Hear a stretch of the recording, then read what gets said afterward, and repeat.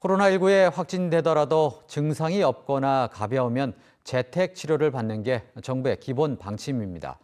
가족 간 감염에 대한 우려와 전담 대응 인력 부족 등이 문제로 떠오르고 있는데요.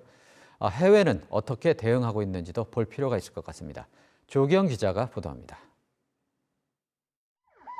지난 13일 0시 기준 도내에서 코로나19로 치료를 받고 있는 확진자는 모두 1,405명. 이 가운데 401명이 재택 치료를 받고 있습니다. 무증상이거나 경증 환자의 경우 재택 치료를 받도록 한 정부의 특별 방역 대책 때문입니다. 정부는 확진자 급증에 따른 의료 시스템 붕괴를 막기 위해 재택 치료를 확대할 방침입니다. 하지만 재택 치료가 사실상 치료보다는 격리의 방점이 찍힌 것 아니냐는 우려가 높습니다.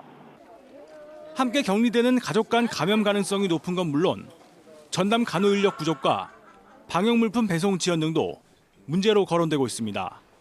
이런 가운데 최근 건강보험 심사평가원이 해외 선진국의 경증 무증상 확진자 재택치료 운영 체계를 분석한 자료를 발표했습니다. 결론은 재택치료는 이미 선택이 아니라 필수라는 겁니다. 영국 4.59%, 싱가포르 6.95% 등 해외에서는 확진자 발생 초기부터 중증 환자만 입원 치료하고 있습니다. 지난달 OECD 국가 기준 인구 1,000만 명당 병상 수가 가장 많은 일본의 경우에도 확진자의 입원율은 13.8%로 우리나라 20.2%보다 낮습니다. 외국과 비교하여 우리나라 재택의료 제도는 보다 세밀하게 구성되어 있는 것으로 판단됩니다.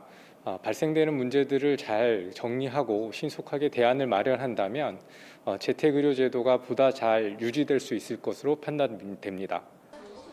중앙사고수습본부는 재택치료는 연령과 건강상태 등을 종합적으로 고려해 판단하고 있다며 재택치료자의 응급상황 발생 시 대응 체계도 해외보다 높은 수준이라고 밝혔습니다. 지원뉴스 조기현입니다.